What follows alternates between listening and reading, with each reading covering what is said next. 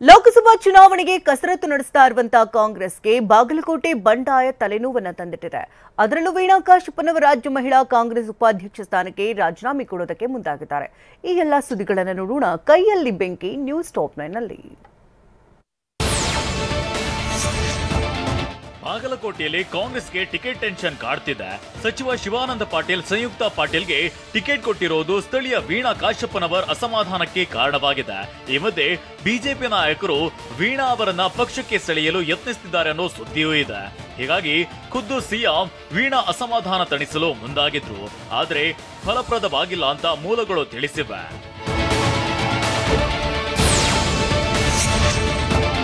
ನಿನ್ನೆ ಸಿಎಂ ಸಿದ್ದರಾಮಯ್ಯ ಮತ್ತು DCM DK Shivakumar ನೇತೃತ್ವದಲ್ಲಿ ವೀಣಾ ಕಾಶಪ್ಪನವರ ಜೊತೆ ಸಮಾಧಾನದ ಮಾತುಕತೆ ನಡೆದಿದೆ. ಆದ್ರೆ ಸಭೆ ಬಳಿಕ ಬೇಸರದಿಂದಲೇ ವೀಣಾ ಹಾಗೂ ವಿಜಯಾನಂದ ಕಾಶಪ್ಪನವರ್ ಹೊರ ನಡೆದಿದ್ದಾರೆ. ಅಲ್ಲದೆ ರಾಜ್ಯ ಮಹಿಳಾ ಕಾಂಗ್ರೆಸ್ ಉಪಾಧ್ಯಕ್ಷ ಸ್ಥಾನಕ್ಕೆ ವೀಣಾ ಕಾಶಪ್ಪನವರ್ ರಾಜೀನಾಮೆ ನೀಡುತ್ತಾರೆ ಅಂತ ಆಪ್ತ ಮೂಲಗಳು ಟಿವಿ9ಗೆ ಮಾಹಿತಿ ನೀಡಿದೆ. ನೀವು ಪೋಷಕರಾಗಲು ಕಾಯುತ್ತಿದ್ದೀರಾ? ಚಿಂತಿಸದಿರಿ. ಓಯಾಸಿಸ್ ಫರ್ಟಿಲಿಟಿ 90,000 ದಂಪತಿಗಳ ಜೀವನದಲ್ಲಿ ಸಂತೋಷವನ್ನು ತಂದಿದೆ. 7825893601ಗೆ ಕರೆ ಮಾಡಿ ಅತ್ಯದ್ಭುತ ರಿಯಾಯಿತಿ ಪಡೆಯಿರಿ ಹಾಗೂ ಎಲ್ಲರಿಗೂ ಗುಡ್ ನ್ಯೂಸ್ ಕೊಡಿ. ಸಂಧಾನ ಸಭೆಯಲ್ಲಿ ವೀಣಾ ಜೊತೆ ಮಾತುಕತೆ ನಡೆಸಿದ್ದ ಸಿಎಂ ಟಿಕೆಟ್ ಬದಲಿಸಲ್ಲ, ಯಾಕಂದ್ರೆ ಇಲ್ಲಿ ಹೈಕಮಾಂಡ್ ತೀರ್ಮಾನ ಅಂತಿಮ ಅಂತ ಸಿಎಂ ಹೇಳಿದ್ರು. ಜೊತೆಗೆ ಮುಂದೆ ಸೂಕ್ತ ಸ್ಥಾನಮಾನ ನೀಡಲಾಗುವುದಂತ ವೀಣಾಗೆ ಭರವಸೆ ನೀಡಲಾಗಿತ್ತು. ಪಕ್ಷಕ್ಕಾಗಿ ದುಡಿದಿದ್ದೀರಿ, ಇದು ನಮಗೆ ಗೊತ್ತಿದೆ. ಮುಂದೆ ಒಳ್ಳೆಯ ಭವಿಷ್ಯವಿದೆ. ಪಕ್ಷಕ್ಕಾಗಿ ಕೆಲಸ ಮಾಡಿ ಸೂಕ್ತ ಸ್ಥಾನಮಾನ ನೀಡಲಾಗುವುದಂತ ಭರವಸೆಯನ್ನ ನೀಡಿದ್ದಾರೆ.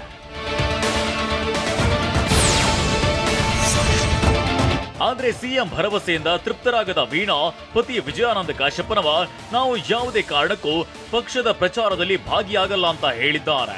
ಇದಲ್ಲದೆ ರಾಜ್ಯ ಮಹಿಳಾ ಕಾಂಗ್ರೆಸ್ ಉಪಾಧ್ಯಕ್ಷ ಸ್ಥಾನಕ್ಕೆ ರಾಜೀನಾಮೆ ನೀಡ್ತೀನಿ ಅಂತ ಸಿಎಂ ಮುಂದೆ ಕಡ್ಡಿ ಮುರಿದಂತೆ ಹೇಳಿದ್ದಾರೆ. ಈ ಬಗ್ಗೆ ಟಿವಿ9ಗೆ ವೀಣಾ ಕಾಶಪ್ಪನವರ್ ಆಪ್ತ ಮೂಲಗಳಿಂದ ಮಾಹಿತಿ ಸಿಕ್ಕಿದೆ. ಟಿಕೆಟ್ ಕೈತಪ್ಪಿರೋದು ನಮಗೂ ಆಶ್ಚರ್ಯವಾಗಿದೆ ಅಂತ ಬೆಂಗಳೂರಿನಲ್ಲಿ ವಿಜಯಾನಂದ ಕಾಶಪ್ಪನವರ್ ಹೇಳಿದ್ದಾರೆ. ಸ್ಕ್ರೀನಿಂಗ್ ಕಮಿಟಿಯಿಂದ ಒಂದೇ ಹೆಸರು ಕಳುಹಿಸಲಾಗಿದೆ. ಇದನ್ನ ಸ್ವತಃ ಎಐಸಿಸಿ ಅಧ್ಯಕ್ಷರೇ ಹೇಳಿದ್ದಾರೆ ಅಂತ ಕಾಶಪ್ಪನವರ್ ಹೇಳಿದ್ರು.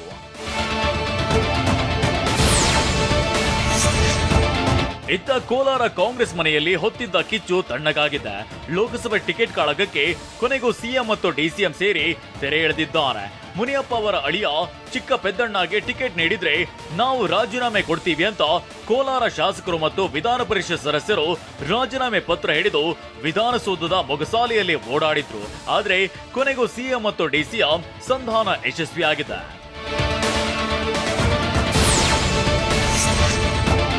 ಕೋಲಾರ ಬಂಡಾಯ ಶಮನಕ್ಕೆ CM Siddaramaiah, DCM DK entry ಕೊಟ್ಟಿದ್ರು.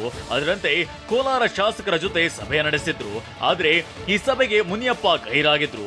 ಸಭೆ ಬಳಿಕ ಮಾತನಾಡಿದ ಭೈರತಿ ಸುರೇಶ್ ಸಂಧಾನ ಯಶಸ್ವಿಯಾಗಿದೆ ಅಂತ ಹೇಳಿದ್ದಾರೆ. ಹೈಕಮಾಂಡ್ ತೀರ್ಮಾನಕ್ಕೆ ನಾವೆಲ್ಲ ಬದ್ಧರಾಗಿರ್ತೀವಿ. ಯಾರಿಗೆ ಸಹ ಟಿಕೆಟ್ ಕೊಟ್ರೂ ನಾವು ಗೆಲ್ಲಿಸುವಂಥ ಜವಾಬ್ದಾರಿ ನಮ್ಮದು ಅಂತ ಇವತ್ತು ಈ ಸಭೆಯಲ್ಲಿ ಹೇಳಿದ್ದಾರೆ. ಅವರ ಮೇಲೆ ಗೌರವ ಇಟ್ಟು ನಾವು ಮುಖ್ಯಮಂತ್ರಿಗಳು ಮತ್ತು ಉಪಮುಖ್ಯಮಂತ್ರಿಗಳು ಮತ್ತು ಹೈಕಮಾಂಡ್ ಅವರಿಗೆ ವಿಚಾರಗಳನ್ನು ನಾವು ಮುಟ್ಟಿಸಿರೋದನ್ನ ಅಂದಹಾಗೆ ಕೋಲಾರ ಕಿರಿಕ್ನಿಂದ ರಾಜ್ಯ ನಾಯಕರು ಮತ್ತು ಹೈಕಮಾಂಡ್ ನಡುವಿನ ಕಿತ್ತಾಟ ಬಯಲಾಗಿತ್ತು.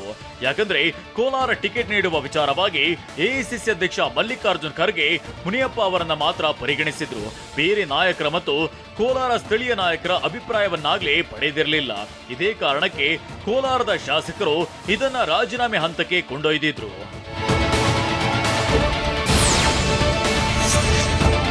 ಸಿಎಂ ಮತ್ತು ಡಿಸಿಎಂ ಸಂಧಾನ ಸಭೆಗೂ ಮುನ್ನ ಮಾತನಾಡಿದ ಸಚಿವ ಮುನಿಯಪ್ಪ ರಾಜೀನಾಮೆ ಪ್ರಹಸನದ ವಿರುದ್ಧ ಕಿಡಿಕಾರಿದ್ರು. ರಾಜೀನಾಮೆ ಕೊಡಲ್ಲ, ಇದೆಲ್ಲ ಬರೀ ಡ್ರಾಮಾ ಅಂತ ವಾಗ್ದಾಳಿ ನಡೆಸಿದ್ರು. ಯಾರು ನಿಜವಾಗಿ ರಾಜೀನಾಮೆ ಕೊಡಲ್ಲ. ರಾಜೀನಾಮೆ ಕೊಡೋ ನಾಟಕ ಪ್ರಾರಂಭ ಆಗಿದೆ.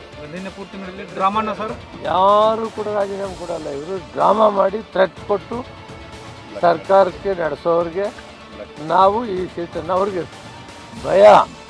ಕೆ ಎಚ್ ಮುನಿಯಪ್ಪನವ್ರಿಗೆ ಸೀಟ್ ಕೊಟ್ಟರೆ ಹೇಗೋ ಮಾಡಿ ಗೆದ್ಕೊಂಬರ್ತಾರೆ.